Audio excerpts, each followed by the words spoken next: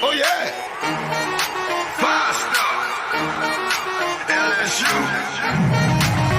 I said they ain't ready for the LSU. No, they ain't ready for the LSU, huh?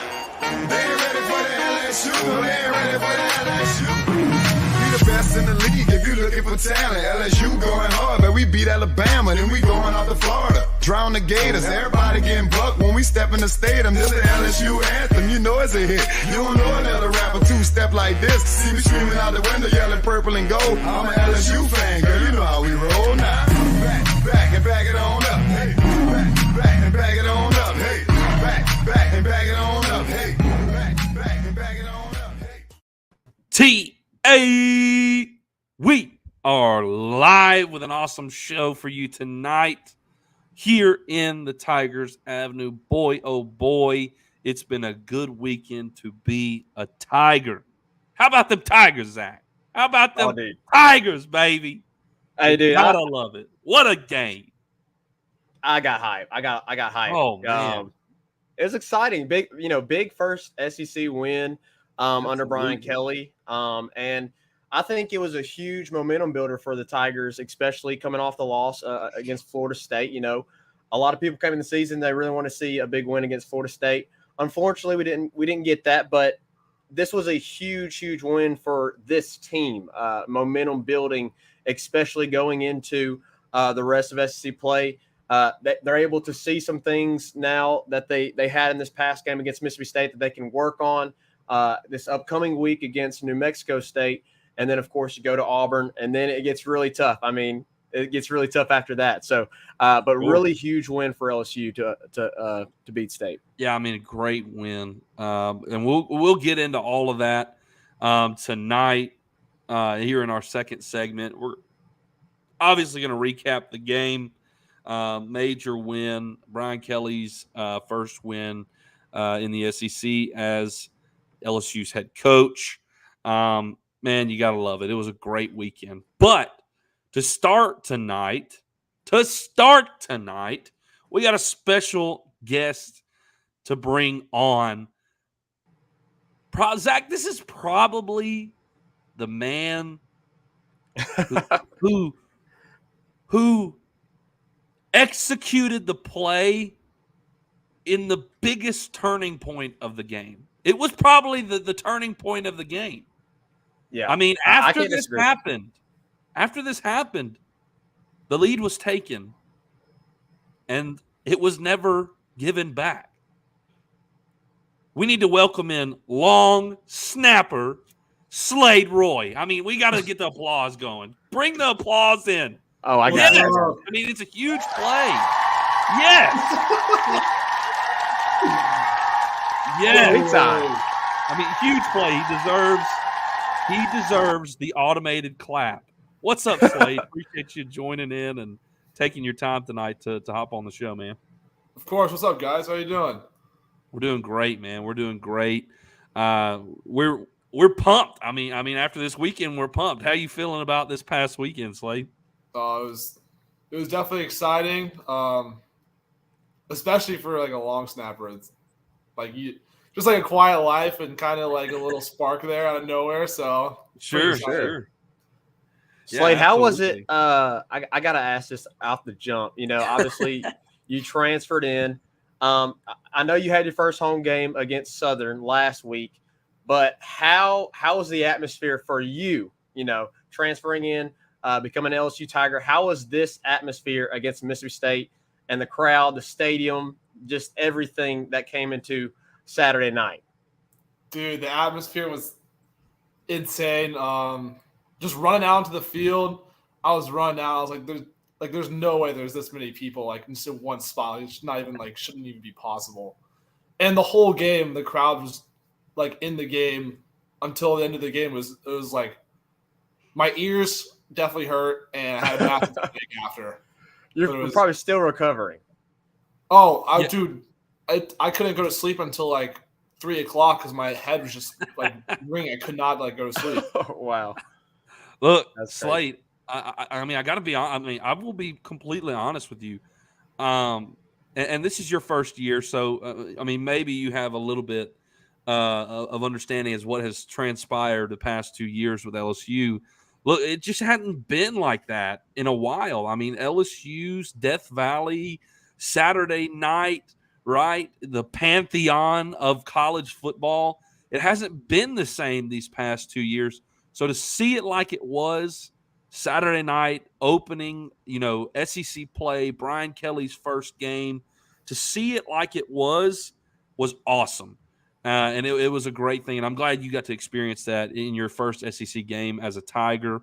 So you're literally making Reagan cry. You made Reagan cry. He's crying right now.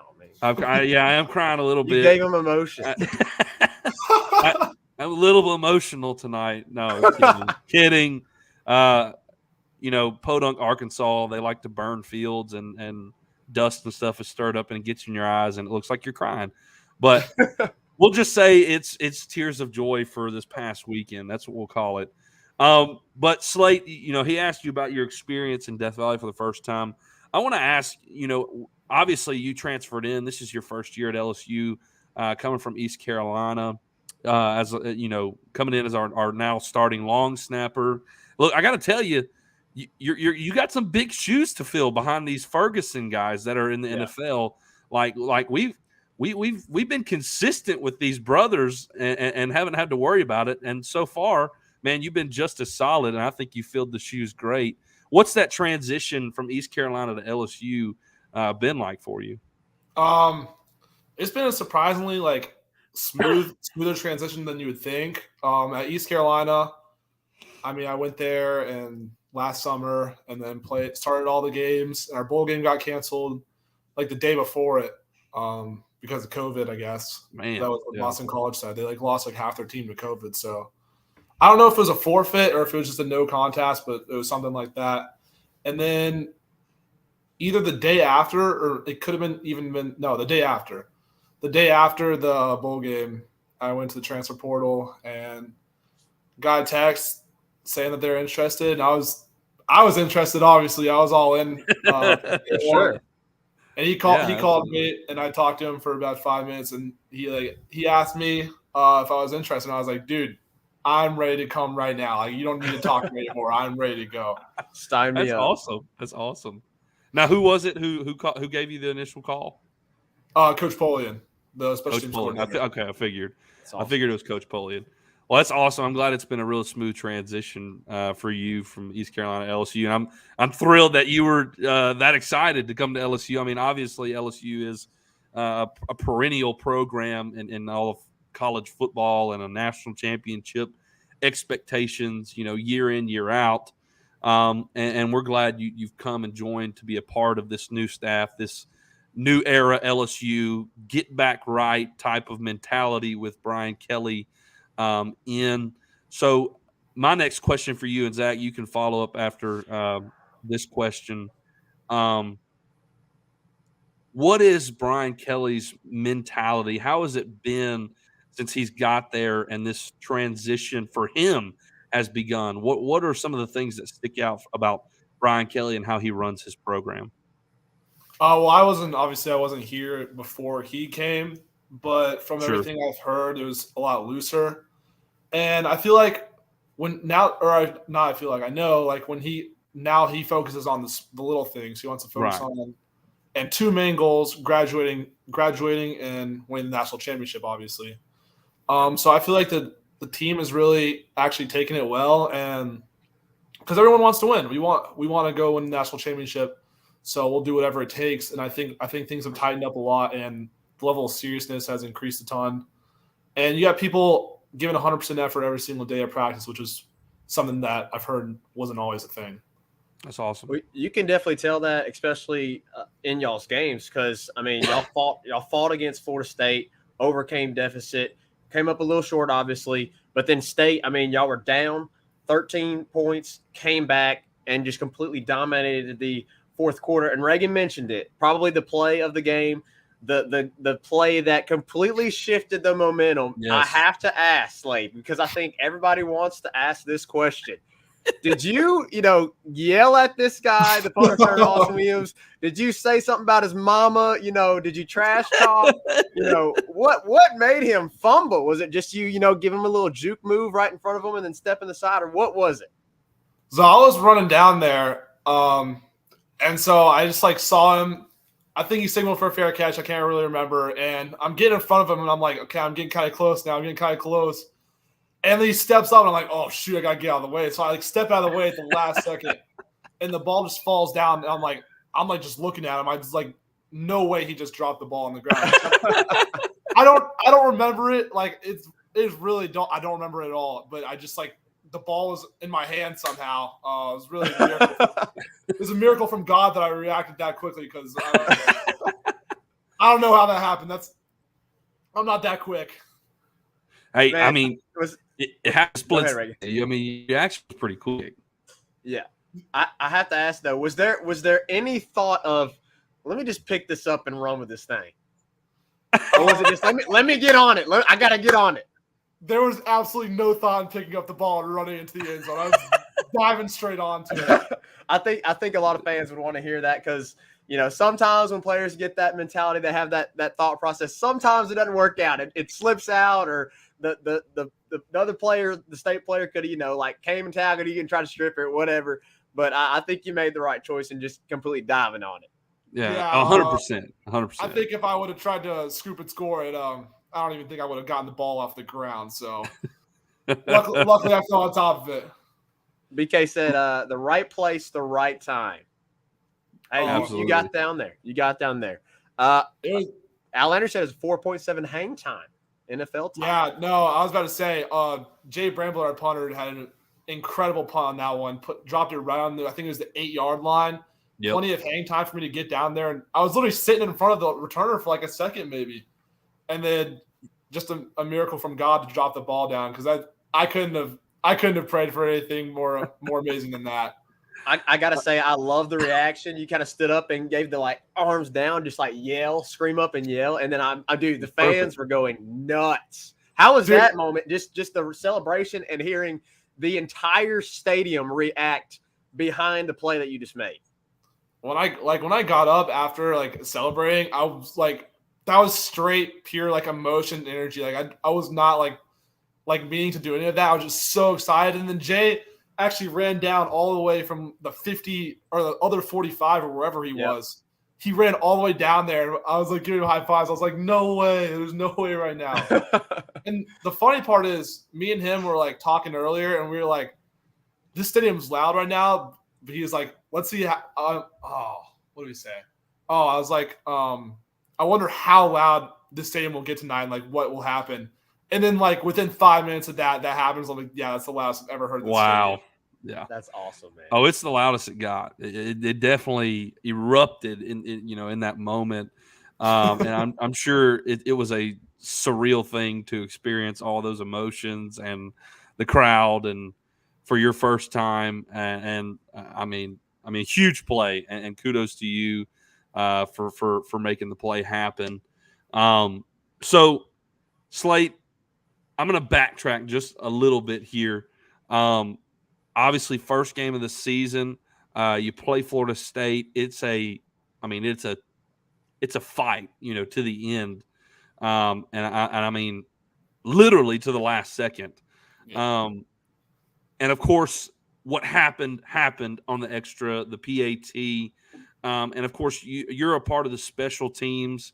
How did Polian and you as a group, the special teams group, how do you handle an emotional thing letdown, I guess you could say, like that? What is your mentality towards that, and what kind of preparation goes into correcting those type of mistakes? Because since it's happened, it's been flawless.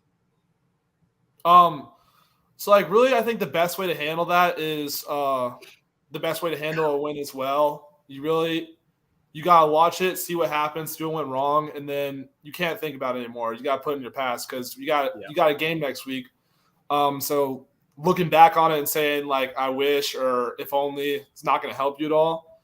So I think that was the mentality he came in with. He said, I'm not he said we have some things to improve, obviously, and so we improved that, Sure. and we kind of tweaked up our field goal, a little to better fit the people on the line and who we have, and so I think that's definitely helped us improve. And the players' mentality was, I think they took it well. I think in the moment it was hard.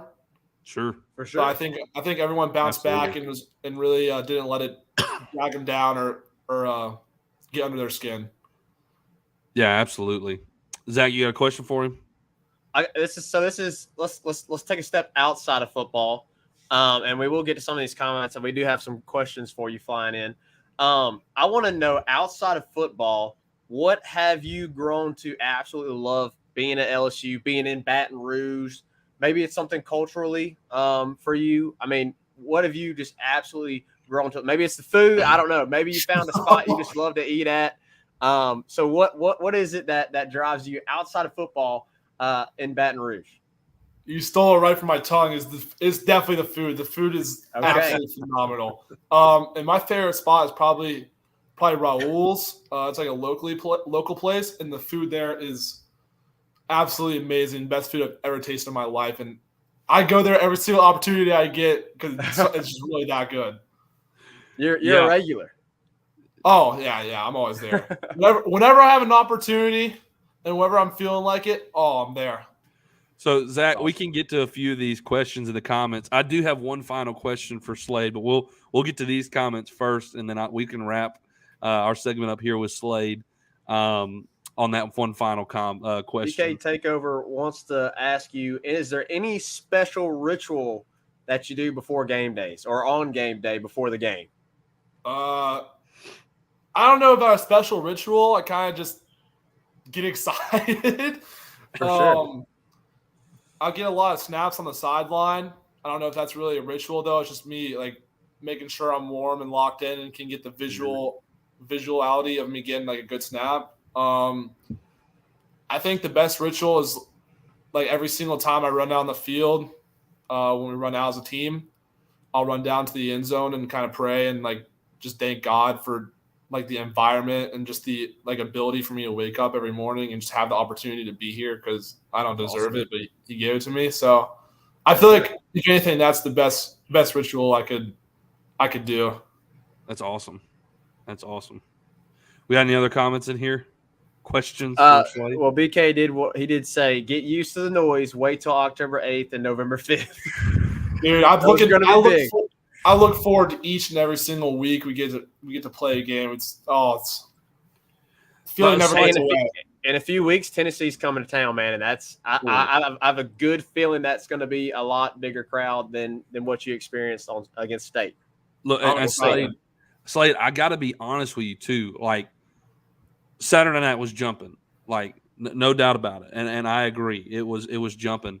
But I'm gonna tell you right now, and this is nothing on the team. This is on the fans. And it may be because what has happened in the last 2 years. There's a little bit of hurt from what has sustained the past 2 seasons.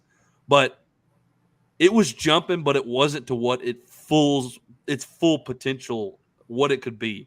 Because I'm telling you right now, I mean, I was watching on TV, and there were plenty of seats that could have been filled on the 2 sides. And 2019 Florida, it was shoulder to shoulder. And, I mean, that may have been one of the craziest environments ever. I mean, you think of games like 2015 LSU Bama, 2018 LSU Bama. I mean, it's shoulder to shoulder. And I hope soon within this season that we can have it shoulder to shoulder. I mean, it was slam packed, but it wasn't to its full potential. So I'm excited to see fans continue to grow in enthusiasm based off of what the team has been doing recently and slam that thing to where nobody can do anything but stand, right? So hopefully you can experience that type of level, but it was good to see it back to somewhat of what it needs to be as it is Tiger Stadium. Do we have any more questions? Any more questions at all? And I'll get to it. Semperfied Crawfish Company said, "Ask Slade. I know 14-1 isn't what you hope for, but can you live with it?" I think I can live with 14-1. That's pretty good. I think everyone, everyone would be good with 14-1. Yeah, that's best case scenario right about now. Yeah, Which, absolutely. if we're being honest, in that case scenario, you'd be playing. What is that? Well, 14. That's 15 games. My math's wrong. That'd be perfect. So let's do it. Yeah. Yep. Anything else? And I'll ask you my last one. Go ahead. Ask me your question, and if we have anything deal. flying, then we'll come back to it. All right, Slade. So, I just gotta ask you, okay? Because I think it's really unique. What got you into long snapping? Because it's kind of a unique position on the field. Not many people do it. But what got you into long snapping, and how did you get to the level of Division I? Now LSU starting long snapper. How did that transpire? It's kind of crazy. I never really played football. I guess I played flag football when I was like 8 or 9, but I never like actually played like pee wee or middle school ball or anything like that. I played baseball my whole life. And one day I'm just like hitting balls off. We have like a little pitching machine that would pitch like these tiny balls that would really help you like focus on your hand-eye contact. Yeah. And my dad comes out to the garage. He's like, I guess he had watched something on ESPN, and he's like, I'm gonna give you a football, and I want you to try this thing real quick. And so I got down and snapped it, and it was like a 10-yard snap, but it actually spiraled for the first time ever. Wow. I spiraled it. And so he had watched something on ESPN where someone was talking about, I don't know who, and they had said, like, if you want your kid to go to college for free, this is the easiest way to do it. And so he just went outside and had me try it, and I was like, I'm not going to play this position. This position's dumb. I don't want to snap the ball. I don't want to be bent over and snapping the ball every single play. But he made me do it for like 15 minutes every day. Wow. And I mean, high school came around. This was probably like 8th grade, maybe even close to high school. And I didn't really think anything of it. I just did it just because he made me. Like, I was like, I'm not going to play this position. This is so dumb. I get to high school and start playing high school baseball, and I really lost the passion for it, and it was just so much practice for something that I did not really enjoy anymore. Sure. So I was like, I'm gonna go play football, and I played freshman year. I played like guard or tackle. Wow. And I would just see like these kids like go off, like leave the whole team, like go down to the game field every single day. I'm like, why do those kids get to leave? And so it was like these specialists, and I was like, I'm gonna actually go and try to snap. And so I went down there and really started practicing a lot. I mean, I still didn't have a passion for it. Right. Dad, even through like maybe junior year, my dad still made me do it, and I was playing football now doing that position, so I was like, I kind of enjoyed it. Yeah. But I was still like, I'm never going to play in college. And then I started getting actually pretty decent at it. Maybe like between junior and senior year, I started taking it seriously, like actually wanting to practice on my own. And I feel like that's where I like got to the point where I was like actually maybe like college tier. So he really pushed me really hard. And That's crazy. Recruiting wise, I didn't have like any scholarships out of high school. I've never been to a college camp, never been on a college visit. I had like a couple options. I had a walk on from Arkansas, walk on from West Virginia, East Carolina, Army, Marshall, and I think that's about it. Yeah. And I really wanted to go to Arkansas, but it was too much money. Even with the academic scholarship, it was too much money. Sure. And East Carolina had told me that if I went there and started, they would actually like refund me my fall semester. Wow. And so I was like, I'm going to go and work my tail off. And go start there so I can get refunded. And so I get there and the whole summer just working hard and get the spot. Wow. But they didn't refund me my scholarship, so that's actually why I left. Oh, wow. Wow. Oh my goodness. They kind Well, of thank you, East Carolina. We appreciate that. I wouldn't say they lied to me, Wow. but it was a bit of deception. So I left and now I'm here, and it's really just a really What a big story. blessing. It's really a big blessing because I don't deserve any of it. I'm just a regular kid, and super cool to be here. Wow, what an incredible story. I mean, I wasn't even That's expecting that. Wow. I mean, so you kind of got into it like your last few years of high school. I mean, obviously your dad was like, hey, try this out. But, I mean, you really got into it like your last 2 years of high school. Yeah. I mean, that's you better crazy. be thanking your dad. You better be thanking your dad man. a lot. You don't even know it. Now you're starting at LSU. That's crazy. That's awesome, man. That's we an do have a awesome few more story. comments. Yeah, some more came in while we were discussing. Slade, this is our dad. If you didn't know, he said, ask him if he played in the NFL, which team would he aspire to go to first? Oh, okay, interesting. Okay, this is gonna be like a 2-part answer. Okay. So I'm from North Carolina, so I grew up a Panthers fan, but also my favorite team is the Patriots because that's where my dad's from. He's from Massachusetts. Oh no, we may not be able to be friends anymore. I'm sorry. Wait, you gotta wait. So my favorite team is the Patriots and the Panthers, but the team I would want to play for, is probably definitely a team down south. The Bucks would be fun, or Panthers would be if I got to play for the Panthers, I would lose my mind because that's a perfectly weathered place, and it's where I'm from. I'm literally from Charlotte, like 5 minutes away from the stadium, so that'd be unreal. Oh, yeah, that'd be cool. Yeah, that'd be awesome. I mean, that'd be incredible. I mean, you don't want to go up to Boston and in the snow. And, no, I would freeze your tail off. I love the Patriots, but I would never want to play there. So you're thinking Tampa Bay, Miami, anywhere that's warm. It's like warm. Yeah. Because that's what makes my job easy. I can grip down the ball. It's not hard. Absolutely.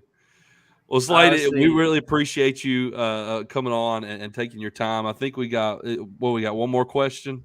We got 2 more, and then we'll wrap it up. Slade, if you want to, you can be quick with these if you want to. Ask Slade, doesn't Zach look like Doctor Strange? Tim Tebow and a little child.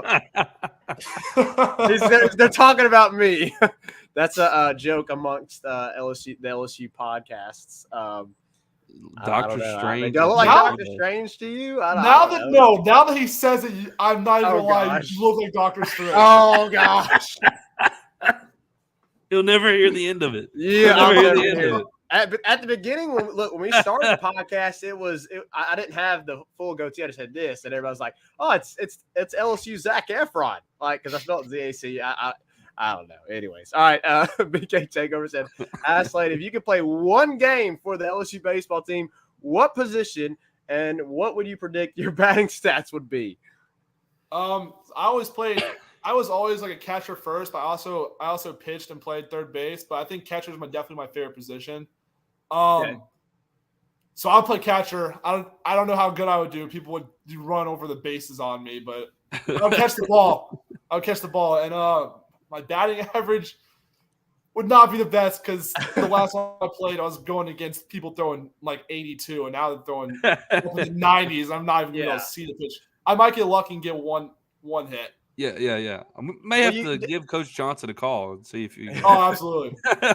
You definitely got to at least go to some of the to the baseball games, especially when they get here. It'll be exciting for you. Yeah, the box is going to be jumping this year. The team they're going to be a good team this year. They're going to be contending this year. It's going to be exciting, and of course, obviously, you played baseball, so I'm sure you'll enjoy watching a really good LSU baseball team. Slade, you've been an awesome interview. We appreciate you taking time out of your night to hop on the show and answer our questions. Hey man, keep up the great work. You've been doing really great. And obviously we're super excited for you being able to make the play you did Saturday night. It was a huge turning point in the game, and all LSU fans, I mean, you became and like the idol for them in that moment. So, I mean, I can't explain to you right here in this living room behind me, the actions that were going on within my living room when you recovered that muffed punt.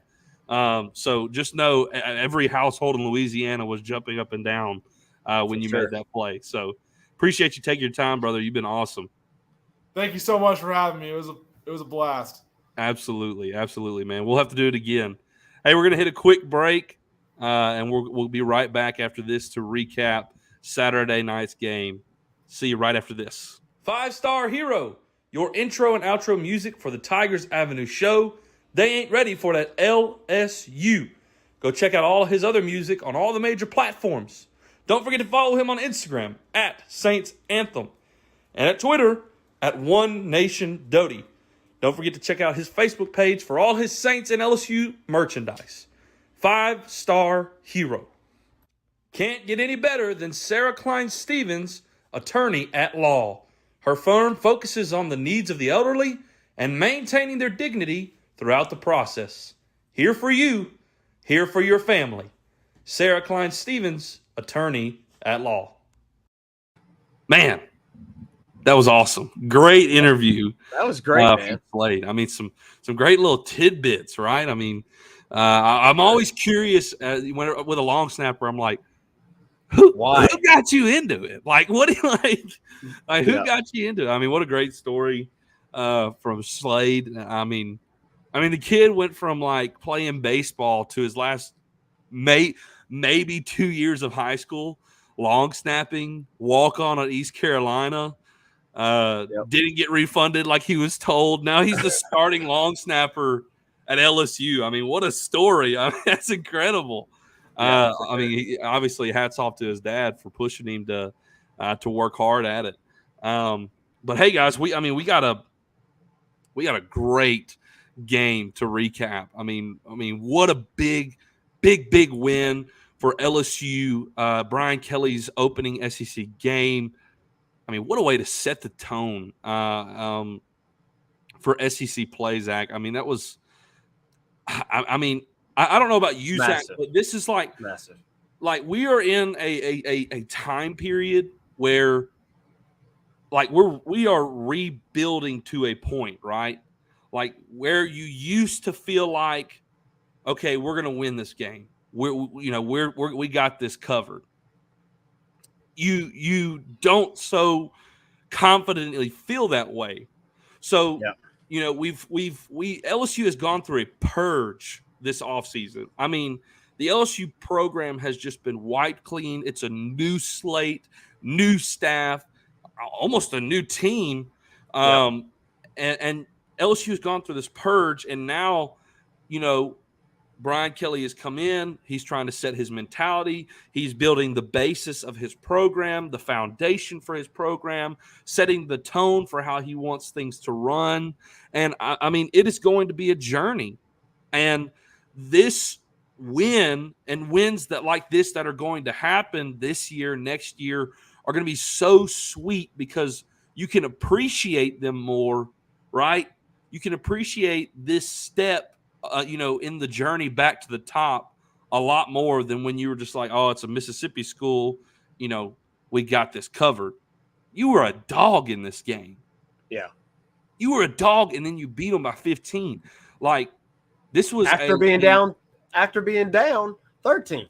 Yeah. I mean, this is not a tone setter for the year. This is a tone setter for Brian Kelly and his beginning tenure at LSU. I mean, you saw a fight in LSU that you haven't seen in 2 years. Yeah. You saw a defense that you haven't seen in 2 years. I mean, grit, physical, fast. I mean, exciting, enthusiastic, fundamental play. I mean, it was a great game. It was a great game, and you appreciate this now more because of what you've gone through the last 2 years. And it's going to be great for the climb. Zach, you can start your recap. I know we need to get going on the recap. Your initial thoughts from the game. So I got to shout out our dad. First off, because he asked me a really good question. And I guess me and you can kind of talk about this and discuss this together. But Dad asked me this, and I got to say I could go either way on this. He gave me his opinion. I gave him my opinion, And I really don't think either answer is wrong. Okay. But near the end of the game, when the game was all said and done, I think it was after the Jay Ward pick, Dad said, "Hey, Zach, with you doing the podcast and everything, what in your mind was the one thing that changed this, that won this game, that changed this game, and made it to be the result that it is?" And I said it was when LSU decided, all right, we're going to run tempo every single drive we're out there.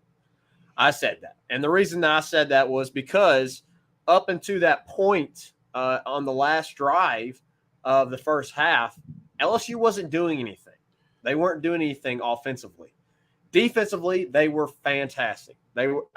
Yes, State had the 13 points and they had the touchdown that they gave up, but really the LSU's inability to execute on offense really led to that first State touchdown, if I'm being honest. And that's my opinion from what happened.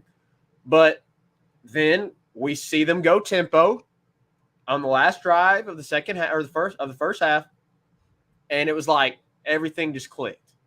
And it was like we knew we could do this against Florida State. It worked for us when we did this against Florida State.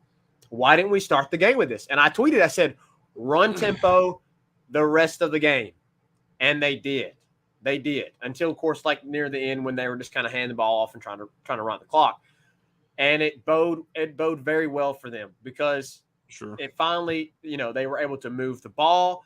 They got 21 points in the fourth quarter, scored on the last 3 drives, all in a row, back to back to back. And so for me, that was what won the game, because if you don't make that decision and if you don't make that adjustment mid-game, then the result looks a lot like what it did in the first half.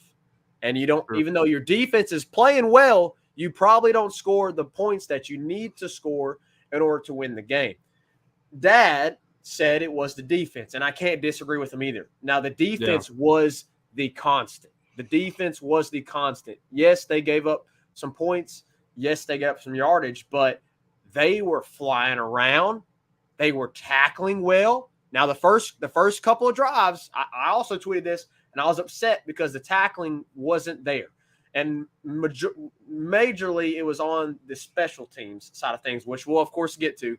But on the first 2 drives, there was a couple of missed tackles that frustrated us because me and Reagan, we've talked about that in the past couple games. We've seen some of that struggling with tackling. But after that, dude, they shut it down. They shut it down, and they were fantastic at tackling and wrapping up and keeping everything in front of them, which was one of our big tools for success when we covered and previewed this game on Friday. And so I don't disagree with that. I agree. I believe the offense kind of was the main factor into winning the game and changing the outcome of the game. But the defense was the constant in the game. They played lights out. And like I said, you take away that touchdown that really, I think, was kind of given to State because of the offense inability to score. Because I'm pretty sure didn't they turn the ball over on short field, and State had a short field to work with, and they had like 2 or 3 plays, and then boom, they're in the end zone. I'm pretty sure that's how it worked. I can't remember, but it was a quick turnaround for the defense, and I mean, it was. I just remember thinking the offense is gonna, like, State's gonna score here because the offense didn't get going there, and sure enough, that's what happened. So I'd like to hear your take on it, man. But overall, LSU defense is back. This is not the defense that you saw the past 2 years. I mean, you saw glimpses of it at the end of last season, but this season they have performed very well. LSU's defense is going to keep you in a lot of ball games, and so that excites me. And the idea of LSU running tempo an entire game, that also really excites me.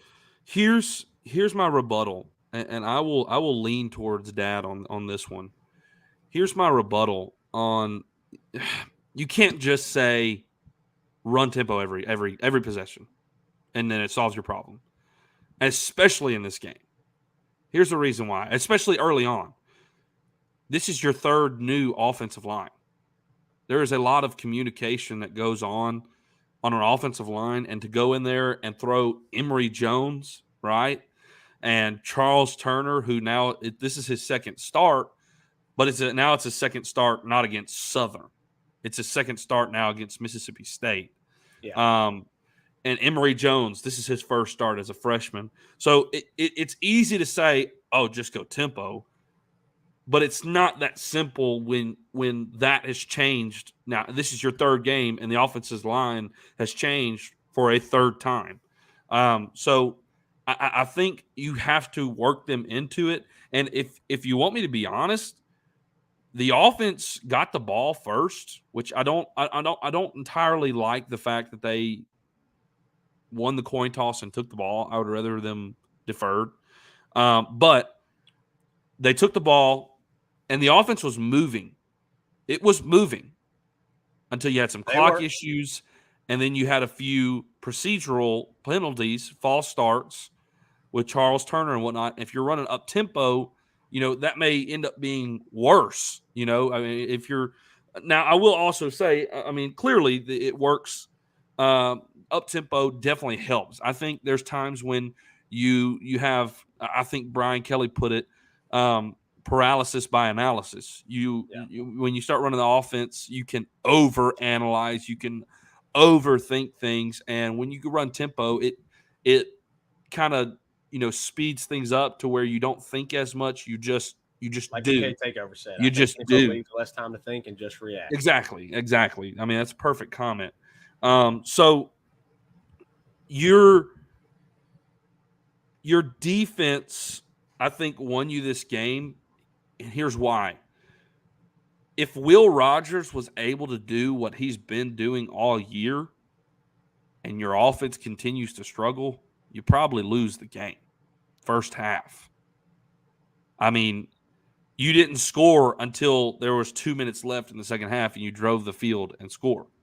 And they had multiple opportunities to go down and score, but your defense bowed its neck and flexed its muscles on this Mississippi State offense, and more than once, in fact, 3 times, got you fourth down stops. I mean, absolutely massive. Your defense kept you in this game when your offense wasn't doing anything.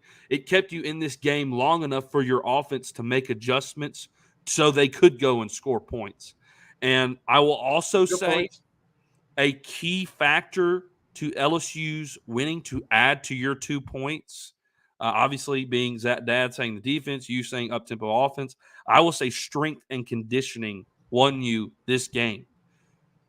By the fourth quarter, your guys were still running, chugging strong.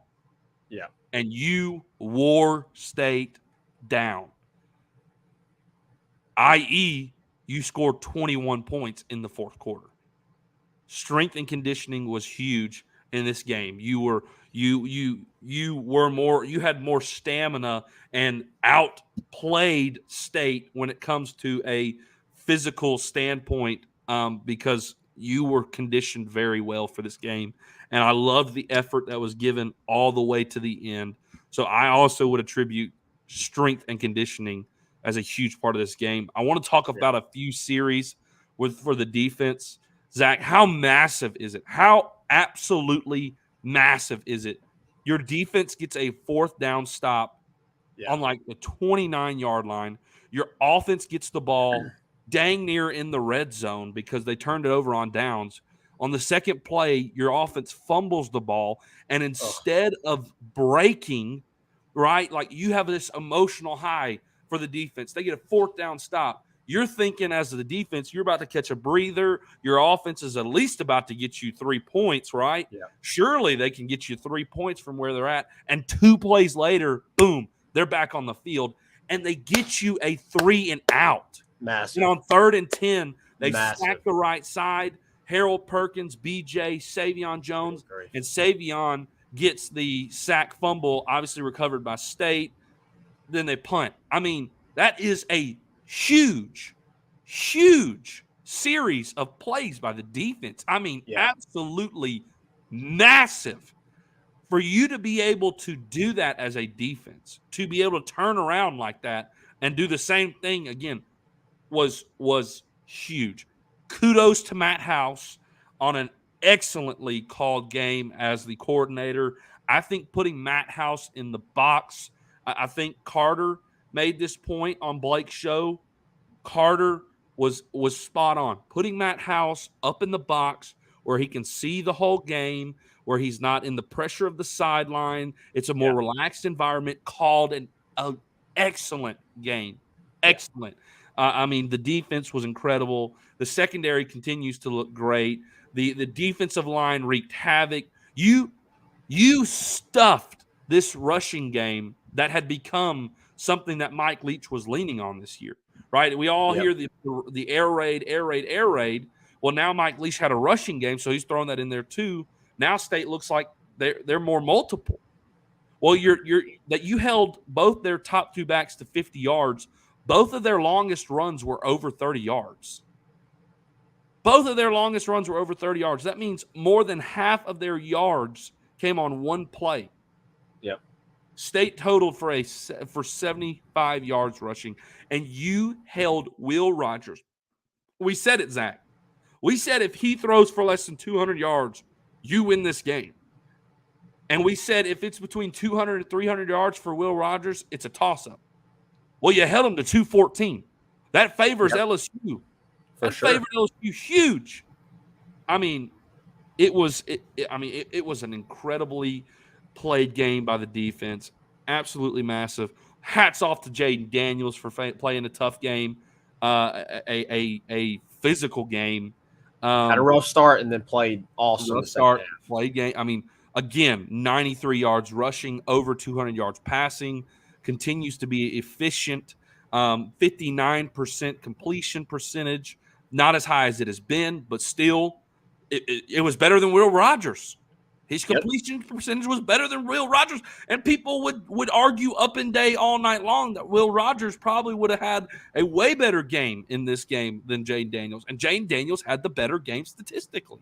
Yep. It was an all-around great game. The last thing I want to point out, Zach, and then I'll let you give a little bit more, and then we probably need to move on. Oh my gosh, Will Campbell and Emory Jones. Emory Jones is your right tackle, dude. Yeah, Emory Jones is your right tackle. Here's the thing, Reagan. Look, they struggled. Yes, they missed some assignments. These guys are seeing a lot of things that they've never seen at the high school level. Did they struggle? Did they struggle? I mean, maybe early a little bit, but not really. I mean, they missed. There was a couple. There was a couple of missed assignments, but like, I'm nitpicking at this point. I really am. Okay. Here's what I'm trying to say. I mentioned this at the beginning of the season, preseason. The thought that this offensive line, yes, they don't have the experience that the past two seasons have had. Yes, early on, they're probably going to struggle more so than the last couple of offensive lines did. But look, dude, the talent level and the ceiling for this offensive line. Think about it, Reagan. You had two true freshmen starting at your ends. You had two true sophomores starting at your interior. And then, of course, you had Charles Turner at center. Well, I thought played an okay game. He had some mistakes, but played an okay game. Dude, I think this is your offensive line moving forward, at least for now, for sure. And it really excites me. Anthony Bradford may take Frazier's spot, but we'll see. We'll see, dude. Of course, Anthony Bradford sat out this game, but dude, it really excites me for the future of this offensive line. Like this season moving forward, but think about the next two seasons when you're going to have all four of those guys still available. Yep, it's very exciting. I mean, we know for a fact that Brian Kelly, I mean, he was big on offensive line at Notre Dame, had great offensive lines. And you look at guys like Emory Jones, Will Campbell, who are true freshmen that look like they're going to play for 3 years at LSU starting. And then you think of guys coming in like Lance Hurd, right? I mean, this this is a great foundation that's beginning to build. And you got to win the line of scrimmage in the SEC, and I think this is a great beginning point.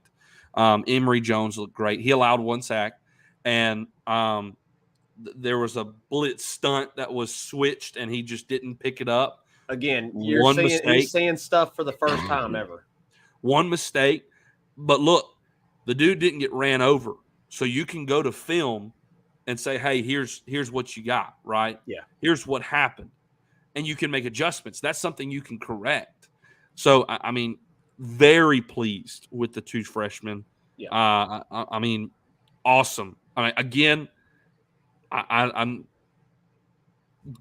think that it was released today. They didn't allow it was like 0 QB hurries or something like that. LSU football's media, official media put that out or something like that. I mean, it was an incredible game for the both of them. Very pleased. I mean, Will Campbell even got to do a little jig in the end zone after Josh Williams' touchdown. I mean, I don't know if White Boy should dance like that, but I mean, he was breaking it down. He was. How impressed with the linebackers were you? Because, dude, you can't take out Micah Baskerville and Harold Perkins. You cannot take them out of the game. Harold Perkins, bro. Look, Harold Perkins is going to be a star at LSU. Micah Baskerville. He's a star right now. Yeah, I mean, he's going to be like, yes. They played incredible. I mean, you utilize those guys so well. I mean, you use Harold Perkins to bring pressure. I mean, Micah Baskerville was flying around. I mean, so quick, makes his read, makes his move. I mean, there was one play, and they actually pointed it out. It was like a 2nd and 2 or something like that. Micah Baskerville picked up the run, saw the running back. I mean, beeline to the running back, made a tackle, and I mean, it was like boom, boom, and it happened. And it was a great tackle, and you stopped him short of the line to gain. And it brought up a 3rd and short. I mean, it was great. It was great. The linebacker play hasn't been the best. State, that was your best linebacker play that you've seen in, this season. Sure. So yeah, Baskerville's going to keep playing. He's going to keep playing. By the way, you mentioned it. Between Will Campbell and Emory Jones, 0 QB pressures allowed. Yeah. And lastly, Jay Ward. Defensive player of the week, by the way. B.J. Ojolari, defensive lineman of the week. Yep. Jay Ward, SEC defensive player of the week, completely deserved it. B.J. Ojolari caused so much havoc. I mean, dude hit Will Rogers multiple times. And I mean, solid hits. Jay Ward, I mean, hats off to Matt House and Brian Kelly, understanding that switch needed to be made between Greg Brooks and Jay Ward. That was Kerry Cooks. That was a Kerry Cooks suggestion. Hats off to Kerry Cooks and them. That is going to pay dividends for LSU all stinking year. 11 solo tackles for Jay Ward, a pass breakup on a huge 4th down play. A pass breakup on a huge 4th down play. Yep. The game-sealing interception. Yep. I mean, several tackles for loss. I mean, he had a few I think it was like a tackle and a half for loss or something like that. I mean, it was a career game. Not an issue for him, man. Tackling. It was a career game for Jay Ward. Yeah, dude. It was a career game. I mean, he's flying around the ball, bro. Incredible, dude. And look, I know we're talking about Jay Ward, but Greg Brooks, man, look, he looks good. Greg Brooks is flying around the ball. There's been when I've watched him in the dome against Southern in this last game against State, I have seen fleeting flashes of Tyrann Mathieu. Dude's flying around the ball. Yeah, he is. He's making plays in the backfield. His style of play really impresses me, man. Yeah, and I mean, how about that hit? I mean, he made that reminded me a lot of Tyrann Mathieu because he made the read, and I mean, he flew to him and laid textbook tackling, put the shoulder into him, wrapped up. put him on the ground. It was perfect. It was perfect. Yeah. Defense gets an A++ for the night. To hold State under 300 yards, to hold Will Rogers to only 214 yards passing. I mean, the defense deserves all the credit in the world. Incredible. Great game. The resilience of the offense to go out in the fourth quarter and execute the way they did, that you wore them down to the point to where you had 2 rushing touchdowns, one being for like 11 yards, correct? Josh 11 yards Williams, from Josh Williams. just trucks, And- just fighting. There he Dude, kudos to Josh Williams, man.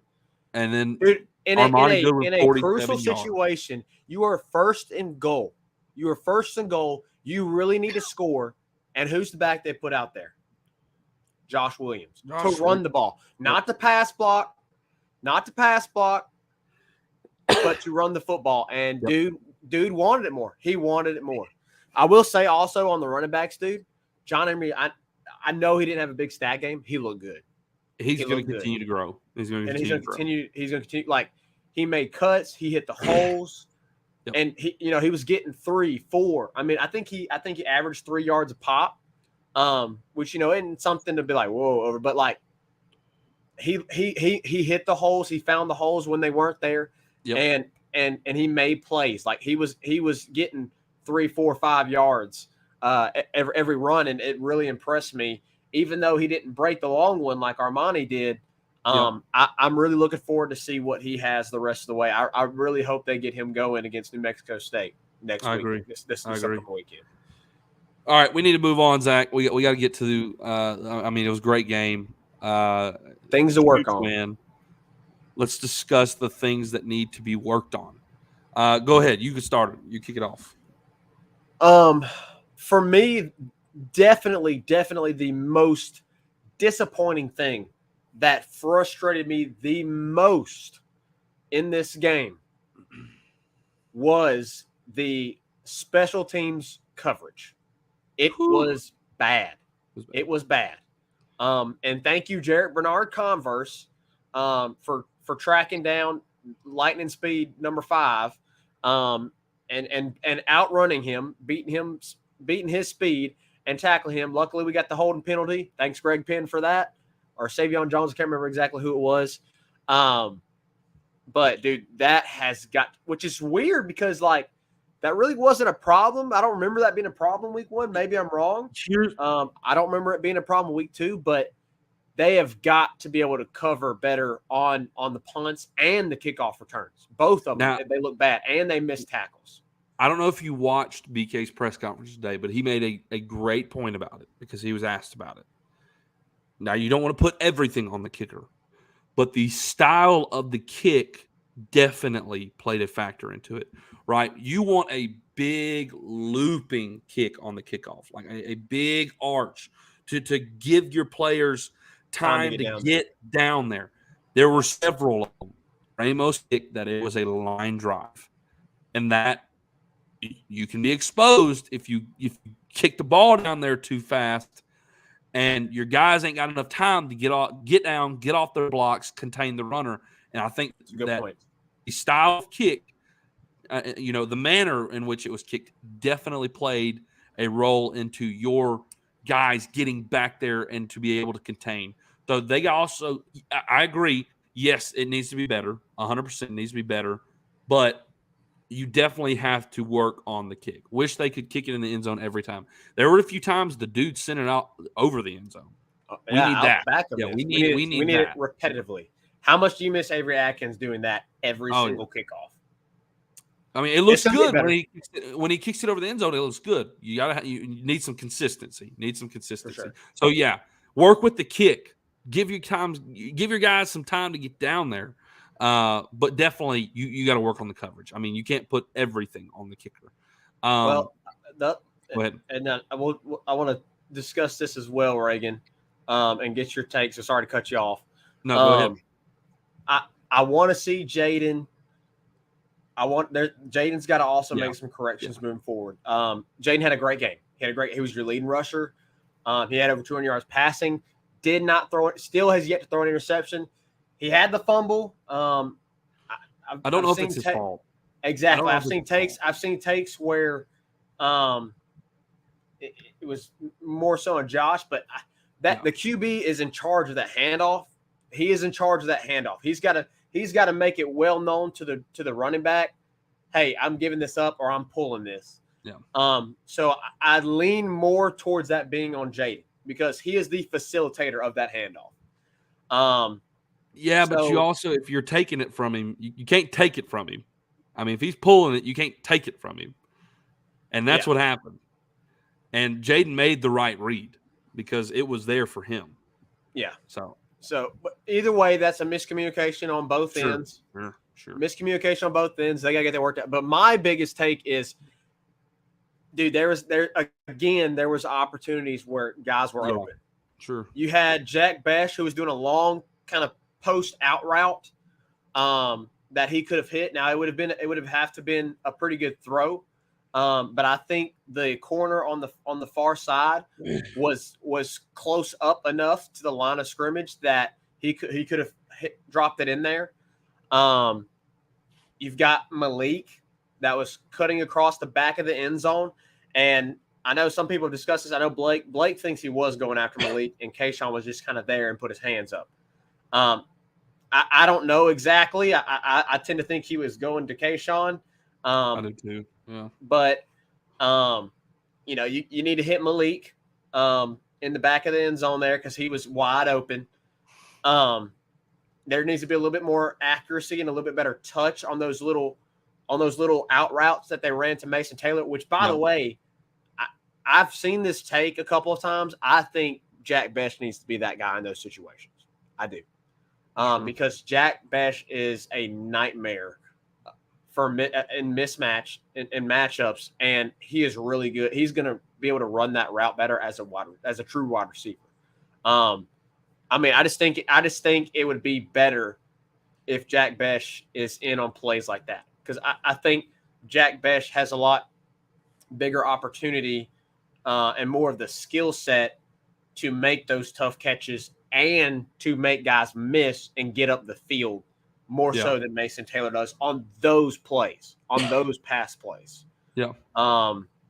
So I want to see Jack Besh get into that tight end type role because he really isn't getting in and really isn't being as productive as he was last year at the wide receiver position because you've got Jeray Jenkins and Kayshawn and Malik and BTJ that are just playing really good football right now. So I think they need to put him in that role and see how he does. Jaden's got to because the offensive line did a really good job in pass protection. They gave him time. We talked on the phone after the game, had a long conversation. That was one of the things we were kind of worried about. They gave him time. And he's got to be able to go through all of his reads and he's got to be able to just pull it and take a shot every now and then. He missed some shots, and I know they're going to go through that in film study. Oh, absolutely. But absolutely, that's another thing I really want to see taken care of. I mean, outside of that, I'm probably nitpicking, but those are the two biggest things that I saw in the state game. Maybe you've got something else that you're thinking of, but for me, those are the two biggest. Sure. I'll also say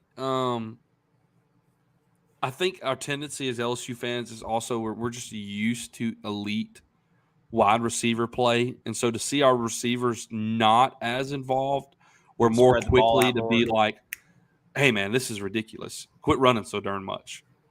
And I agree. I fully agree with everything you said. There was missed opportunities. I do. But also, like, you won the game by 15 points. Yeah. I mean, like, we're nitpicking at this point. Right. You got to adjust to this. He passed up on the opportunity, but he also made some plays with his feet on those plays. Yeah. I mean, it maybe wasn't as deep as it could have been, right? You could have hit that route and maybe it goes for 6. Maybe it goes for 30. But right? Honestly, Reagan, it might be more of a high percentage play risk-wise. Correct. To tuck it and run. I mean, when you're throwing the ball, you risk the wide receiver dropping it, you risk a missed throw, and and it getting intercepted or tipped or Right. whatever. So maybe you trust his wheels a little bit more, and it seems like he's doing that early on. And sure, and I mean, look, if it consistently continues to happen, but you consistently continue to get in the end zone and win games, you're winning games, right? You're doing what you want to do, So, anyways, but yes, I agree. I would like to see. I mean, we saw what Malik Neighbors could do when you got him the ball. Malik was awesome the other night. My gosh, He was awesome. We haven't even talked about that. And as much as people are getting on Jaden about missing some opportunities, the dude dropped a dime on 4th and 4. I mean, it wasn't a perfect leading him, but it was the perfect play and a good throw for a excellent receiver to go up and make the play. It was a beautiful ball, and a receiver like Malik is going to make that play. It was awesome. It was incredible. So things we're talking about things you got to work on. So I'll get to that. We got to work on the rushing game. We ripped off a 47-yard touchdown. I mean, at that point, State was demoralized, and I think you were out. Like I said earlier, I think you were more conditioned. And at that point, I think State's defense gassed. You are more conditioned, and that play resulted because of that. Yeah. And your offense gave the opening. But you got to be more consistent throughout the game with your run blocking and your ability to move the ball with the run game. We that needs to improve. Definitely. Another special teams thing that needs to be improved, which is very correctable, very coachable, is when and when not to get on the ball with the punt. Yes. Don't move your feet don't get your heels off the 10-yard line, number one. You never field a punt at the 3-yard line. Never. And when a ball – now – yeah, that was disappointing. Right. In the moment when that dude jumped on the ball, when Clayton jumped on that ball, like it was bouncing around and he like hopped on it and almost turned it over. And everybody was like, oh my gosh, what are you doing? Right? Like, yeah. Whoa. Don't touch it. That's your immediate reaction. And of course, that did, also is coachable. And, what do you see? Completely correctable. Brian Kelly said today when, his first reaction was, what are you doing? And he said, whenever he gave his explanation, it was almost like, okay, there's almost nothing else I can say. But, okay, I mean, he did what he needed to do. He claimed, supposedly Gregory Clayton thought an LSU player had touched it. So, in that case, his reaction was correct. Right? Like if he is thinking an LSU player just touched the ball, I got to get on it, right? So which would be completely smart if he sure. I mean that's got to be your first reaction. Jump on the ball if your player touched it. So point being, they need to look at the film to see what he was seeing and see how, hey, can you read this more? Hey, at this point in the field, like where, if the ball is coming down and it was like almost midfield, it doesn't matter. Like, just get away, right? Like, that's coachable, so that's something that needs to improve, but it's also something I think that can be very corrected. And I think will be corrected this weekend, especially against New Mexico. But hey, I mean, incredible game. Hats off to all these guys for fighting hard. That felt like LSU football. Yeah. That felt like LSU football in Death Valley. That felt like, oh my gosh, it's finally back to what we want it to be. There was fight, there was grit, there was execution, there was, physical play from the defense, pressure on the quarterback. It was like we were watching LSU football again when we haven't seen it since the 2019 season. Yeah. And so I am so thrilled that game turned out the way it did. I mean, they didn't give up. They went down, got punched in the mouth a few times, but never broke, never gave up. And you still went out there in the second half and you seal the deal and you win by 15 points. Great game. Yeah. I think this team continues to improve, and I think this team can be a problem. I think there's going to be some upsets. I think we're going to win some games we're not expected to win this year.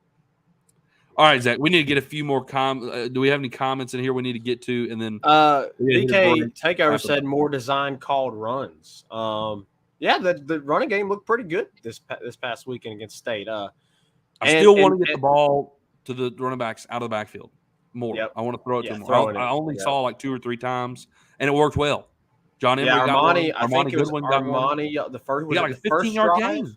Yes. Was it the first drive of the second half? I think it was. Yeah, I'm pretty sure. Because that was after the Michael Clayton caught the ball at the 3-yard line. Yeah. So yeah.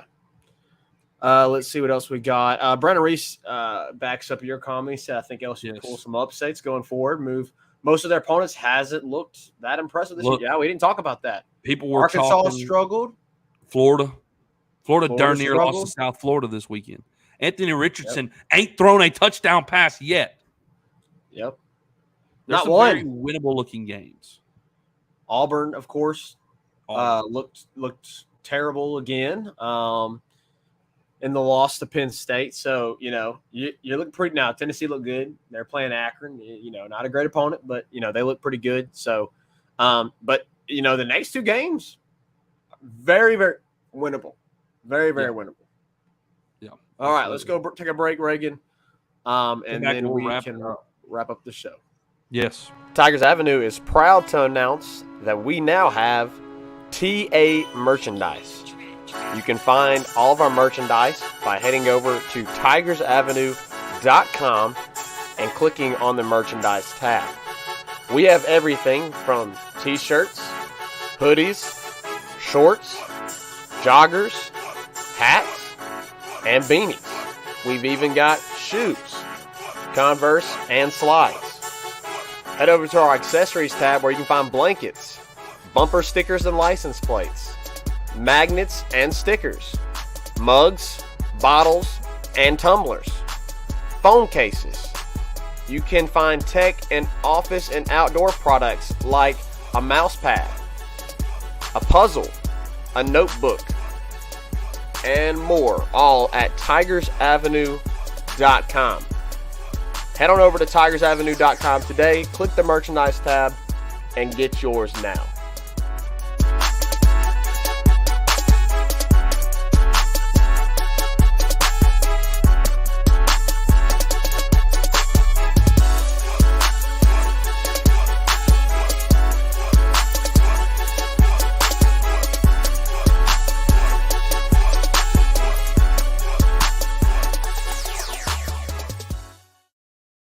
Yes, man, it's been a great episode here in the Tigers Avenue. What a great interview with Slade. I mean, awesome to have him on, share his experience with the big play there in the state game, his transition to LSU, his story of becoming a long snapper. Great interview. I mean, great weekend for the Tigers as they get a huge dub against Mississippi State to open SEC play. It's a great time to be a Tiger, y'all. It really is an exciting time. I'm really looking forward to the rest of the season. I truly do believe we're going to win some games that people are not expecting. I do. And so it just feels like it's moving in the right direction. So I'm going to enjoy, I'm really going to enjoy the process of this season, the process of the next few seasons as LSU continues to move forward with Brian Kelly. This weekend, hey man, go work your kinks out, take care of business. Don't overlook New Mexico, take care of business, win this game handily, get ready to go to Jordan-Hare and play Auburn. It's an exciting time to be a Tiger, man, and I'm looking forward to the rest of the season. Thanks you to all of y'all who joined in, commented, asked Slade questions, asked us questions, made comments on what we were discussing. It's been a great night. We'll see you next time here in the Tigers Avenue. 5-star hero, take us out. Peace. Who that 5-star? Who that 5-star? And the LSU